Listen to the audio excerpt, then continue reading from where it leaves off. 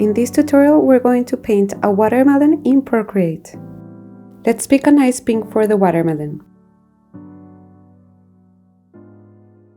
I'll start by drawing half a circle, and I will keep my pen down so that it becomes perfect. By doing so, you will be able to tap on this Edit Shape word at the top of the screen and manipulate the shape if needed.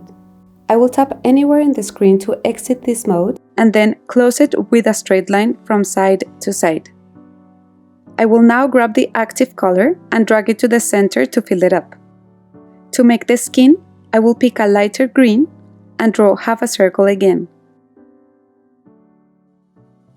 I will tap on Edit Shape this time and adjust it so that it touches the borders. When you release a color when filling a shape, it stops when it hits a boundary, whether this is an outline or an area of color.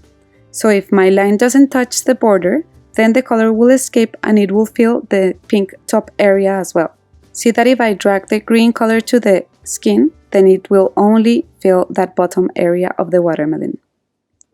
If you're struggling with filling up shapes using the dry ink brush, use the Studio pen, which has a smoother border. If you're enjoying this tutorial, please give me a thumbs up so that this video is shown to more people. Also, let me know in the comments if you would like to learn how to paint another subject or fruit. Let's add some details to our watermelon.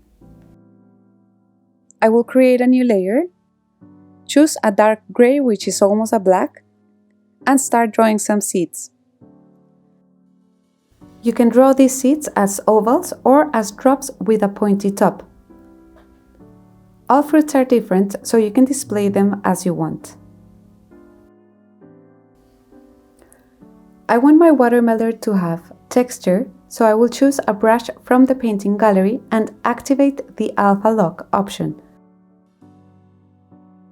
You can do this by swiping two fingers to the right on top of the layer to lock the transparent areas. This way the texture will only appear inside the watermelon. I explained this function in depth in another tutorial, which I will link in the description of this class. See how I'm trying my brush in different sizes. You can try different ones from the library, change the opacity and the size until you like one.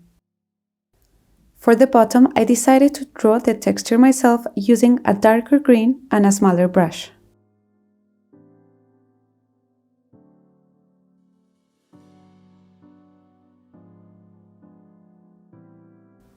My camera stopped recording, but in the end I decided to add a white area on the bottom and then some darker pink details to give depth to my illustration.